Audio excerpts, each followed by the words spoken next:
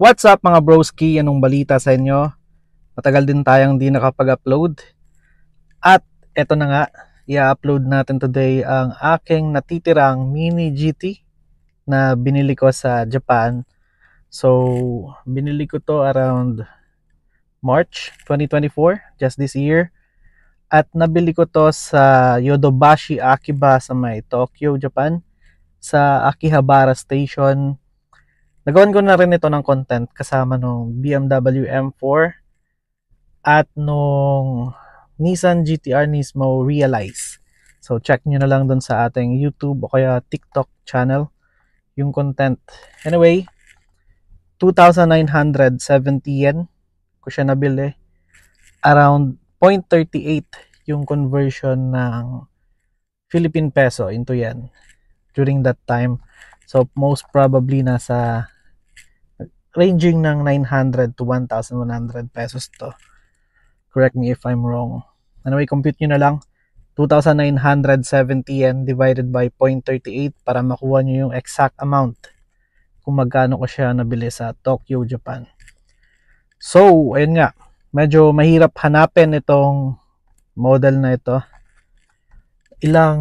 Nakailang diecast hunt ako dito sa Pilipinas. Galing ako ng Hobby Stock sa Festival Mall, Hobby Stock Ayala Malls, Manila Bay, Hobby Stock Marquee Mall sa may Angeles, Pampanga, and then lastly nagpunta ako ng Green Hills sa Hobby Stock din doon.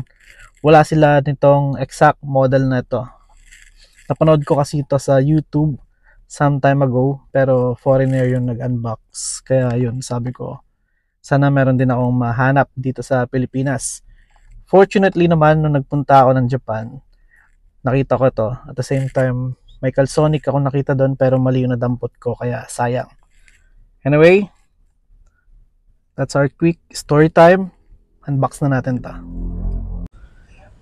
Medyo mahirap pala i-unbox sa loob ng sasakyan kasi maliit yung dashboard nitong Navara. Anyway, kapag muna natin dito, set up natin dito sa trunk natin. Doon tayo mag-unbox. Sansya na kayo guys at maingay dito. Dito lang kasi tayo sa gilid ng NU. So ito yung bagong Olivares Homes Calamba. So ayun nga. Ito yung ating mga kailangan. Syempre yung model ng Mini GT. Isang maliit na tripod. At saka yung ating mumurahin na cutter. Galing lang yan sa National Bookstores. National Bookstore. Naging plural bigla. So set up ko lang guys. Then balikan ko kayo. Okay, start na tayo mag-unbox. So careful ha. Start lang tayo dito sa middle part. Dito. So follow mo lang yung pagitan na yan para medyo neat yung pagkaka-unbox. And then make sure mo lang na hindi masyadong tatagos yung cutter. Okay. Baba natin ng konti yung camera para mas nakikita. So sa akin normally gumagamit ako ng cutting board para merong pagsasandalan yung clamshell packaging. Tapos yun na rin yung magiging kuhaan mo ng puwersa para mas madinan mo yung cutter. Pero since nasa labas tayo ngayon, yan. So itong part na to, yung medyo mahirap kasi i-connect mo siya, yung cut mo doon sa side tsaka sa bottom. Alright. So make sure na hindi ma-damage ng cutter yung design card o yung art card na kasama nitong clamshell packaging kasi sayang din. Maganda rin pang display.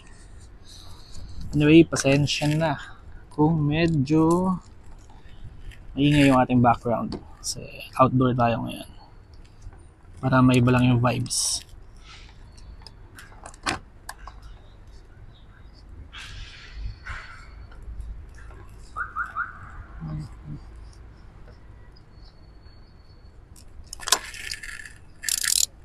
Alright. So ayan, I think okay naman yung pagkakakat ko sa kanya. Alright. So, last time nung nag-unbox ako, nag-crack itong part na to. Yung packaging. So anyway, ito yung kanyang design card. Tapos lang natin. Oops. Alright. So, walang damage yung card. Ito yung mga maganda sa carded version. Test natin. Ang ganda nung...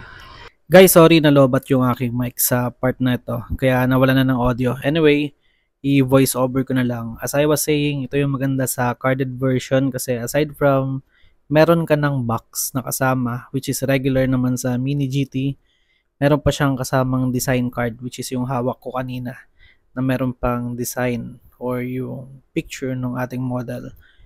So ito yung kasama nung clamshell packaging na Mini GT, as is meron tayong box na kasama, and then meron pang maliit na clamshell packaging yan sa loob na pwede mong paglagyan ng sasakyan or ng model once you decided na sa box na lang siya ilagay.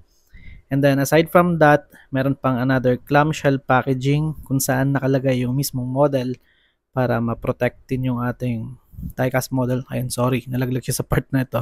Para ma-protect yung diecast car sa pagkakalog. Siguro during shipping or kung saan man siya maaalog na part. So anyway, sobrang pogi nitong Nissan GT-R Nismo na ito. Grabe. Solid yung pagiging matte black nung kanyang body, at the same time glossy part yung kanyang wheels. And then rubber wheels yan yung kanyang tires, and then rubber din yung kanyang side mirror, which is advantage naman kasi iwas putol or iwas na sa damage yung ganyang rubber. Ingat lang kayo sa spoiler kasi tingin ko yan yung isa sa mga fragile na part ng model na ito. Anyway, check nyo naman yung tampo marks o yung mga decals ng sasakyan na ito. Grabe, diba? And then yung back side or yung rear na window niya ay parang naka magic tint yan kung tawagin sa atin. Yan, rolling yung wheels, at ito yung front fascia ng sasakyan. Poging-pogi itong GT-R Nismo na ito. Ayun mga broski, I hope na-enjoy nyo itong unboxing natin sa labas kahit medyo maingay. At wag nyo na rin kalimutang mag-subscribe sa aking YouTube channel, that's in-game name, at saka mag-follow sa ating TikTok account para patuloy pa tayo na lumaki. See you on our next video.